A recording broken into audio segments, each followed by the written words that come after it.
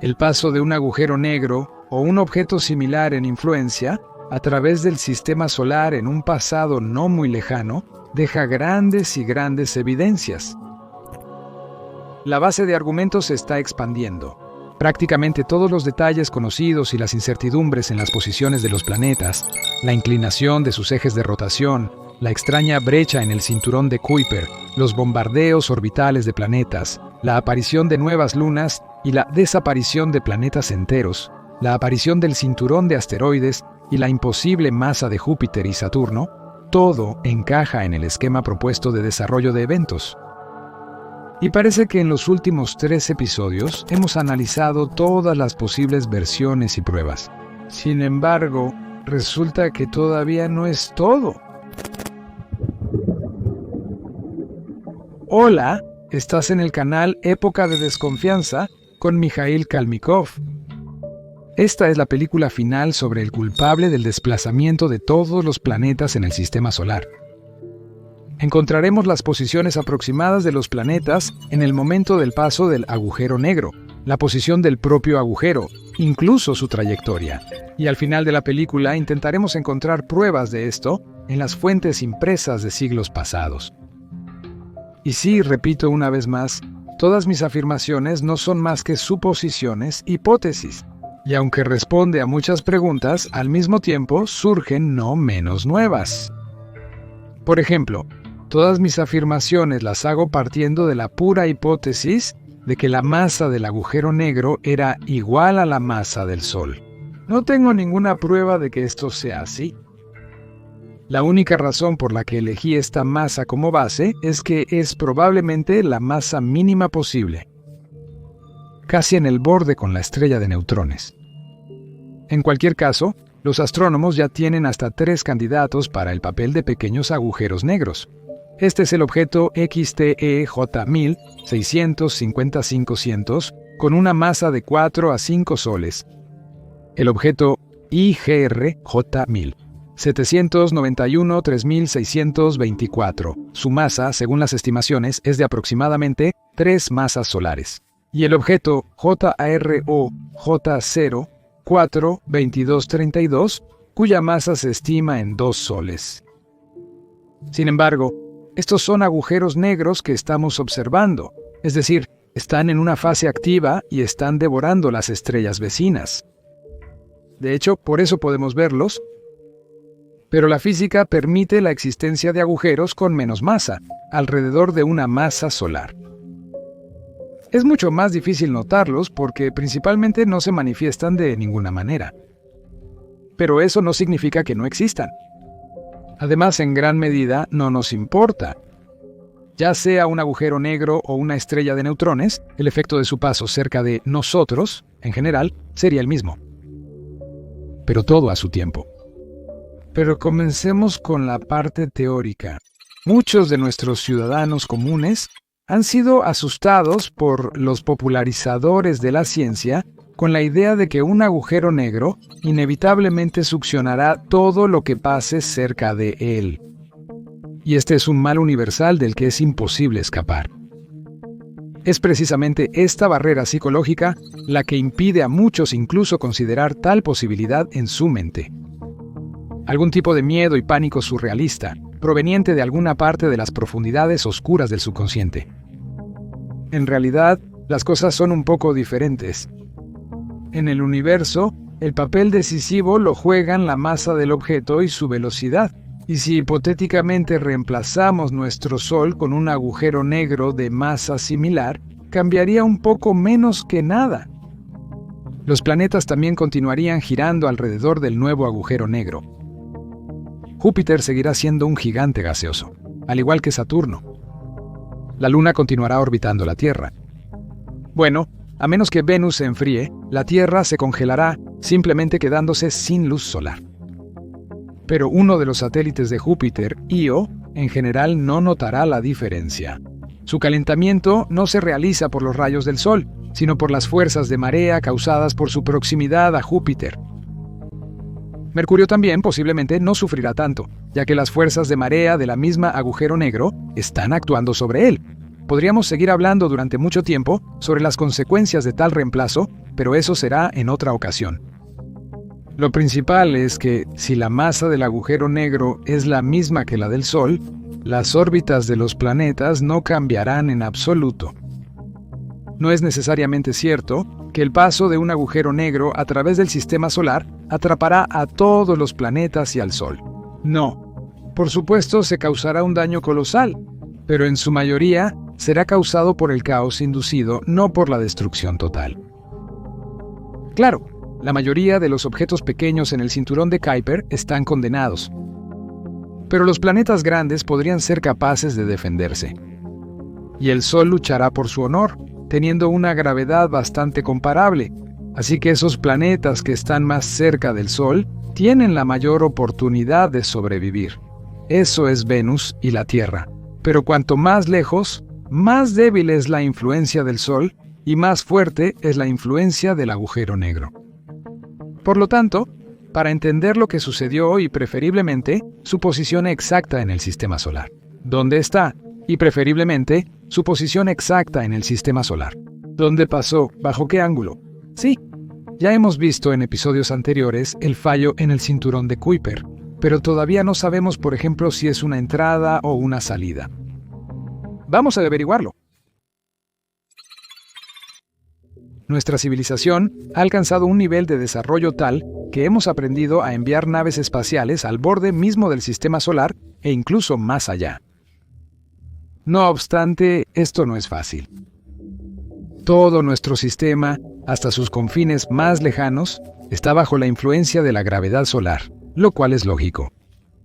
Es decir, cualquier nave espacial que haya sido lanzada desde la Tierra, después de agotar el combustible en su etapa de aceleración, comienza a experimentar la fuerza de frenado de la gravedad solar. La velocidad inicialmente adquirida por la nave espacial desde ese momento continuó disminuyendo constantemente. ¿Cómo podría ser de otra manera? No hay más combustible o muy poco, los motores son débiles y la influencia de la gravedad solar no se va a ninguna parte. Sin embargo, sabemos que los científicos de alguna manera se las arreglan para acelerar sus naves espaciales aún más, a pesar de los tanques de combustible casi vacíos. ¿Cómo logran hacer esto? Utilizan un secreto que se revelará a continuación. El dispositivo pasa muy cerca de algún planeta y continuará en el siguiente. El dispositivo pasa muy cerca de algún planeta y bajo la influencia de su fuerza de gravedad gana velocidad. Pero después de que el dispositivo pasa el punto de máxima proximidad con el planeta, comienza a alejarse de él. Y entonces toda la velocidad acumulada comienza a disminuir bajo la influencia de la misma fuerza. Y disminuye hasta su valor inicial, de acuerdo con la ley de conservación de energía. ¿Dónde está entonces el foco? Y todo se reduce a la dirección del movimiento de los objetos. Si el aparato se moviera en paralelo con el planeta, entonces el tiempo que pasa en su zona de gravedad, tanto durante la parte de persecución del vuelo como durante la parte de alejamiento, sería el mismo. Por lo tanto, después de que el aparato saliera de la zona de influencia del planeta, la velocidad habría permanecido la misma. Pero el punto es que la ruta está diseñada de tal manera que el tiempo para salir del anillo gravitacional es menor que el tiempo para entrar. Como resultado, los científicos han compilado tablas y esquemas de entrada y salida de los anillos gravitacionales de los planetas, y también han calculado el aumento máximo de velocidad posible que un planeta puede proporcionar. Por ejemplo, Mercurio puede proporcionar un aumento de 3 km por segundo, Venus de 7 km por segundo, y Júpiter puede proporcionar un aumento de hasta 42 km por segundo. De esta manera astuta, es como nuestras naves espaciales ganan velocidad. Pero tal maniobra está sujeta no solo a nuestra civilización y nuestras tecnologías. En principio, cualquier objeto en el espacio puede hacer esto. Lo esencial es que las circunstancias coincidan con éxito. Y coinciden bastante regularmente. No es tan raro en el espacio. Conté esto para dar una idea de cómo será la interacción de dos objetos en el universo, el uno con el otro. Para que un cuerpo salga de la zona de influencia del Sol, debe tener una tercera velocidad cósmica. Es decir, debe alejarse del Sol más rápido que 47 kilómetros por segundo. Nuestro sistema se mueve a través de la galaxia a una velocidad de 22 a 25 kilómetros por segundo. Y esa no es la velocidad más alta. Un agujero negro, por ejemplo, puede moverse aún más rápido, hasta 1000 kilómetros por segundo e incluso más rápido. Sin embargo, incluso si se moviera a una velocidad de solo 300 kilómetros por segundo, la diferencia de velocidades aún sería necesaria. Y esto nos dice que en una escala de desastre similar es probable que no se repita. Bueno, en cualquier caso, en el futuro cercano. Bueno, al menos eso es algo bueno. ¿Pero qué tiene que ver aquí el maniobra gravitacional? Ahora lo mostraré. La ley de la física en el universo funciona de la misma manera tanto en cuerpos pequeños como en cuerpos supermasivos. Dos objetos con alta gravedad, moviéndose a velocidades enormes en trayectorias cruzadas, sin duda ejercen una influencia similar el uno sobre el otro. Y nuestro Sol, junto con él y todo el sistema solar, al encontrar en su camino un agujero negro o simplemente otra estrella, también realiza una maniobra gravitacional con respecto al otro. La dirección del movimiento cambia bruscamente en el punto de máxima aproximación. Y dependiendo del ángulo bajo el cual ocurre su encuentro, cambia el ángulo del movimiento subsiguiente. También cambia el ángulo del plano general de la eclíptica del sistema. Recuerda, en la primera parte mostré cómo, con la ayuda de tales maniobras, cambian los planos de las eclípticas de los planetas. Cambian el plano de su eclíptica, la rotación alrededor del Sol, pero al mismo tiempo, como cualquier giroscopio normal, mantienen en la medida de lo posible su eje de rotación con respecto al plano antiguo. Por lo tanto, nos parece que la Tierra o cualquier otro planeta ha inclinado su eje. Aunque en realidad el eje se mantuvo igual, lo que cambió fue la inclinación del plano de la eclíptica. Así que lo mismo sucede con todo el sistema solar, pero en una escala mucho mayor. Todo el sistema solar cambió drásticamente su curso y dirección de movimiento, manteniendo, en la medida de lo posible, la antigua planitud. Pero juzguen ustedes mismos. Como ya les dije en cada episodio anterior, el sistema solar se formó a partir de un disco protoplanetario, lo que aseguró una planitud general para todas las órbitas planetarias. Pero la orientación inicial debería haber estado sincronizada con la planitud de la eclíptica de la galaxia. La orientación inicial debería haber estado sincronizada con la planitud de la eclíptica de la galaxia.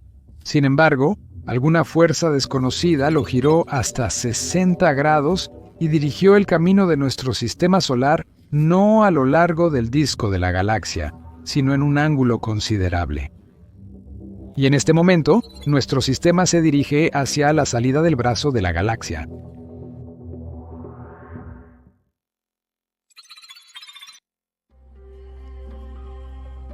Hace mucho tiempo, en mi infancia, cuando todavía existía la Unión de Repúblicas Socialistas Soviéticas y yo era un niño verde, solía ir al planetario de Moscú con frecuencia.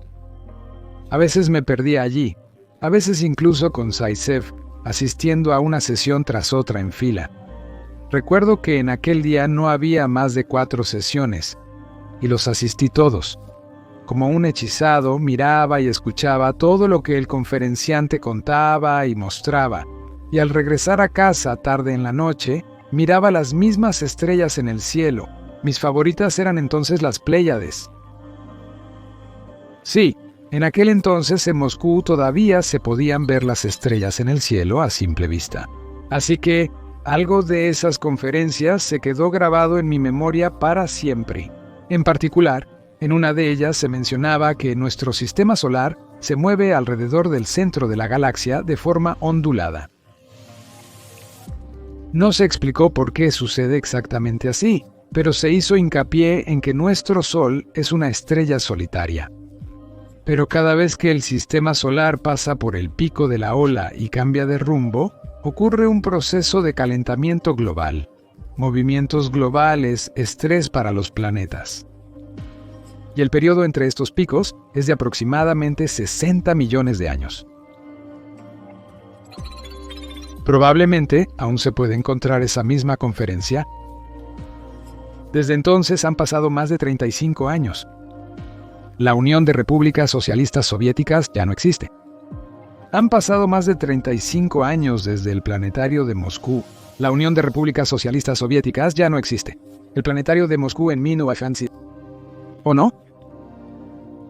Pero en cualquier caso, ahora entiendo por qué los astrónomos intentaban entender por qué nuestro Sol no se mueve como debería y no hacia donde debería. Y la versión sobre el movimiento ondulatorio simplemente intentaba explicar los cambios abruptos en los polos, ejes, discos eclípticos y perturbaciones globales de la Tierra, en particular de la litosfera.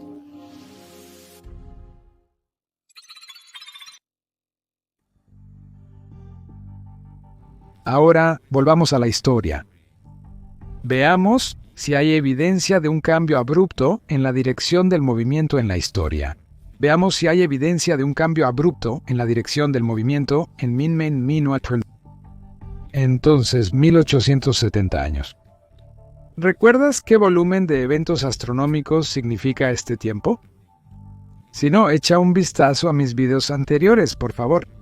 Especialmente la séptima parte de la serie Apocalipsis Invisible. Bueno, abrimos la revista Ilustración Universal, volumen 3 del año 1877. Y en la página 102 leemos lo siguiente. Ya se sabe desde hace 20 años que algunas estrellas fijas cambian la luminosidad de su luz de vez en cuando. Recientemente se ha confirmado que algunas de ellas también cambian su color. Si creemos en Ptolomeo, entonces Sirio ha cambiado significativamente su color en los últimos 2 milenios. Él, Ptolomeo, directamente clasifica a Sirio como una de las estrellas rojas. Ahora, Sirio es completamente blanco. Es una observación interesante. Hay mucho más interesante sobre los cometas y la fotografía de estrellas. Y no voy a prolongar el metraje. Solo nos interesa el hecho de que Sirio cambió su color de rojo a blanco. Recuerda este hecho. Eso no es todo. Un año después, en la misma revista, en el mismo quinto número, en la página 349, aparece otra nota sobre Sirio. También se menciona que Sirio antes era rojo, pero ahora es plateado blanco, y parece que reconocen este hecho. Así es como explican este fenómeno y reconocen este hecho. Así es como la astronomía moderna explica este fenómeno. Sirius es una estrella binaria, una de las cuales se convirtió en un gigante rojo. Y fue así hace casi 1 millón de años. Pero en los últimos miles de años, la envoltura roja desapareció en alguna parte. Y solo vemos la luz de una estrella, Sirio A, deslumbrantemente azul-blanca. Espera, pero en las notas se dice que al principio era simplemente blanco. Después de 1 año se volvió plateado blanco y ahora es casi azul. Creo que aquellos que ven mis videos ya han adivinado a qué me refiero. Para los demás, recomiendo ver El universo no se está expandiendo o ¿A quién le molesta el éter? Así que, en mi opinión, es un cambio brusco en la dirección del movimiento. Cuando Sirio se alejaba de nosotros, hubo un cambio en la dirección del movimiento. Cuando Sirio se alejaba de nosotros, era rojo debido al efecto Doppler, que causa un desplazamiento hacia el rojo en todas las estrellas que se alejan. Pero luego, cambió de dirección de manera inesperada y comenzó a acercarse a nosotros a gran velocidad. Por lo tanto, debido al mismo efecto Doppler, su color visible cambió de rojo a azul brillante. Sin duda, los escépticos dirán que no hubo un cambio de color abrupto. Todo el proceso tomó más de 2000 años, y no estoy de acuerdo, ya que esto es una manipulación de los hechos. Mira, nuestra percepción toma todo el segmento de tiempo como tiempo completamente gastado en alguna transformación. Sin embargo, Ptolomeo, a quien se refiere el artículo, vivió aproximadamente en el siglo 30 antes de nuestra era. El color de Sirio era rojo en ese momento. Pero ya el astrónomo chino Xintian dice que cuando el planeta Taibo, es decir, Venus, de color blanco, es comparable a la estrella Lan, es decir, Sirio. Y Xintian vivió desde el año 30 hasta el 86 de nuestra era. En otras palabras, nació justo después de Ptolomeo. Entonces, el cambio de color de Sirio ocurrió en un máximo de 50 años. ¿Y qué? Así que la estrella perdió su capa. ¿Qué tiene de sorprendente eso? Lo sorprendente es que es una estrella binaria, y mientras una de las estrellas era un gigante rojo, la veíamos como la estrella más brillante en el cielo rojo. Y la vemos como la estrella más brillante, pero ya la segunda en el par, la que es Sirio A. Es decir, el brillo de la estrella permaneció, pero el otro. Por cierto, ¿dónde estaba todo este tiempo la segunda? Se escondía en la otra. Por cierto, ¿dónde estaba todo este tiempo la segunda? ¿Se escondía en la sombra de su amiga? Pero son igualmente brillantes. ¿En qué crees? ¿En esta tontería o en que la estrella simplemente cambió de rumbo? Y sí, justo ahora se está moviendo hacia nosotros a una velocidad de aproximadamente 7 a 8 kilómetros por segundo. Se podría decir que los historiadores mienten, que Ptolomeo que no existía Xintian o que existieron en el siglo XV y cosas por el estilo. Y sabes, incluso probablemente estoy de acuerdo, pero en este caso, aún así casi no cambia nada. Estamos hablando de algo distinto. Y si la historia se alarga o no nos molesta en lo más mínimo. Sin embargo, el artículo en la revista Ilustración Universal no termina ahí. Continuamos leyendo y desconocemos las consecuencias de su lejanía. La distancia a Sirio es tan grande que las consecuencias de su lejanía son desconocidas. La distancia a Sirio es tan grande que la luz de esta estrella llega a la Tierra en 22 años. Además, se ha observado que Sirio ha cambiado significativamente su posición en un periodo histórico y se ha movido desde su posición anterior casi a la longitud del diámetro de la Luna. Y para nosotros aquí es inmediatamente contrario a la historia. Si tal llamado periodo histórico está en contradicción con la historia. Si el llamado periodo histórico ocupa 2000 años o algo así, entonces un desplazamiento similar de las estrellas en 2000 años o algo así se extiende, y las fechas reales de la vida del mismo Ptolomeo se refieren al siglo XV. Entonces tal desplazamiento, por decirlo suavemente, plantea preguntas. Moverse a través del cielo a esa velocidad es, por decirlo suavemente, anormal. Pero el matiz principal está en otra cosa. Según el autor de la nota, son 22 años luz hasta Sirio. Es el año 1870. Ahora, busca cuál es la distancia hasta Sirio ahora. 8 años luz completos y 6 décimos. Es decir, Sirio ha acortado la distancia entre nosotros en 30 años, luz en solo 150 años terrestres. Por supuesto, traté de encontrar en internet un mensaje sobre que a finales del siglo XIX la distancia a Sirio se calculó incorrectamente. Por cierto, esta es la primera estrella a la que se calculó la distancia. Sin embargo, no encontré ninguna mención de este error. Quizás puedas lograrlo. Esperaré en los comentarios y estaré agradecido.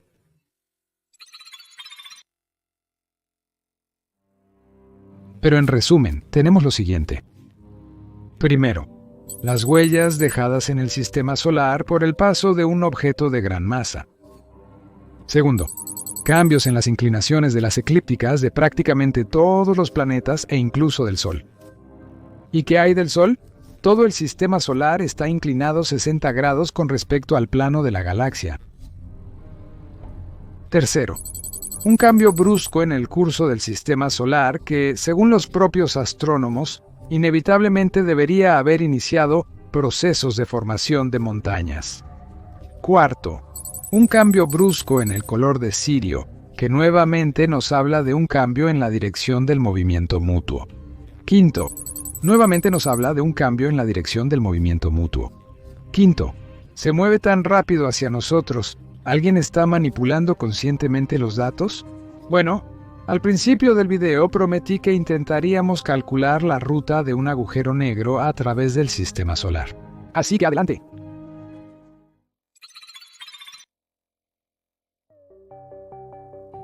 Según la hipótesis, el ángulo de inclinación de los planetas corresponde a la influencia que el agujero negro tiene sobre ellos y, como resultado, la distancia a la que se encontraba el planeta en ese momento.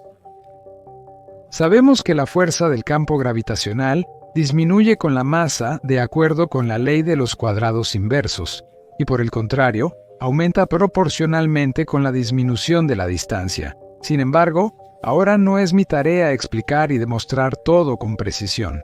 Solo mostraré el principio por el cual se puede determinar, por lo tanto, para simplificar el esquema, supongamos que esto será una línea recta creciente en el gráfico. Directamente en el esquema, supongamos que será una línea recta creciente en el gráfico, directamente desde la influencia gravitacional inicial del Sol, y terminando con su propia gravedad, comenzando desde la influencia gravitacional inicial del Sol, y terminando con su propia gravedad planetaria. Supongamos por un segundo que nuestro agujero negro es un cono esférico en el vacío. Ahora construiremos un modelo del sistema solar a escala con las proporciones correctas, es decir, las relaciones actuales de las órbitas y, en consecuencia, las distancias entre ellas.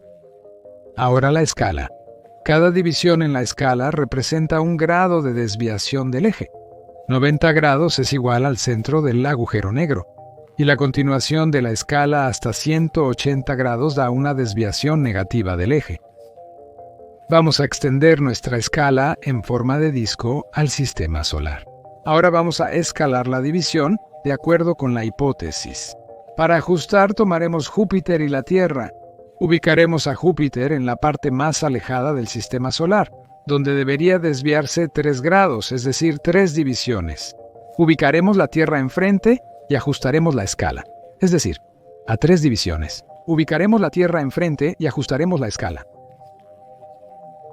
Grados. Todo el ajuste ha terminado.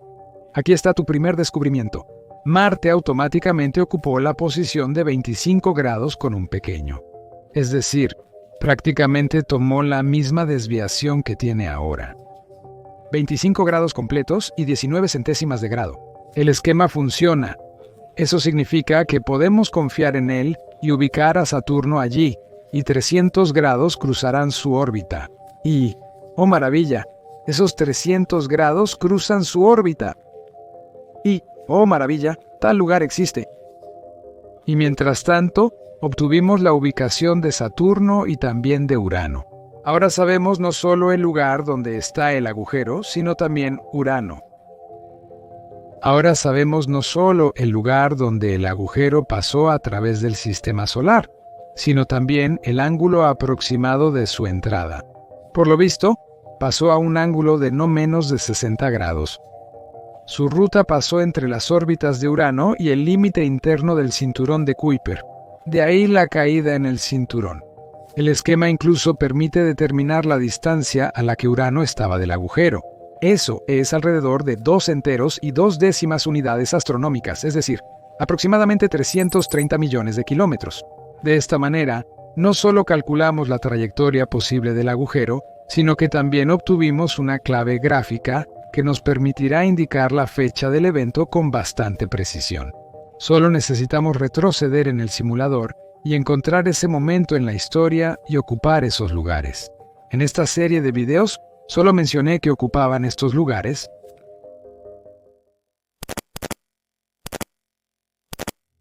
En esta serie de videos, solo expresé una hipótesis que explica los eventos que ocurrieron, pero hay otros. Sin embargo, todos tienen una característica común. En cada una de ellas, nuestro sistema solar, de una forma u otra, se cruza con un objeto gravitacional masivo. Ahora he tomado para examinar el agujero negro más pequeño de todos los posibles. Sin embargo, existe otra opción con un agujero negro normal, con una masa de decenas o incluso cientos de soles. En este caso, su campo gravitacional se extenderá mucho más allá de nuestro sistema solar, hasta las estrellas más cercanas. En este caso, se resolverá el misterio del extraño movimiento ondulatorio del sistema solar alrededor del centro de la galaxia. Simplemente somos parte de un cúmulo estelar, y al igual que las demás estrellas más cercanas a nosotros, como Sirio o Alpha Centauri, giramos alrededor de un único centro de masa de un gran agujero negro, formando así un sistema estelar. O tal vez simplemente pasamos cerca de ella, un gran agujero negro, causando caos en todos nuestros sistemas solares de esta manera. Y lo más importante, esto responde a la pregunta que ha estado atormentando a los astrónomos durante 80 años. El llamado paradoja de Fermi. En resumen, suena así. Si se supone que deben existir cientos de miles de civilizaciones en el espacio, ¿dónde están todas? Y la respuesta es simple. Todos los sistemas estelares cercanos también fueron barridos por el paso de este objeto supermasivo. Y la catástrofe que ocurrió en nuestra galaxia, con alta probabilidad, también les sucedió a ellos casi al mismo tiempo que a nosotros. Así que, si había civilizaciones, ahora están escondidas en búnkeres o reconstruyendo sus civilizaciones desde cero, al igual que nosotros, si es que sobrevivieron. Pero eso ya es tema para otros videos.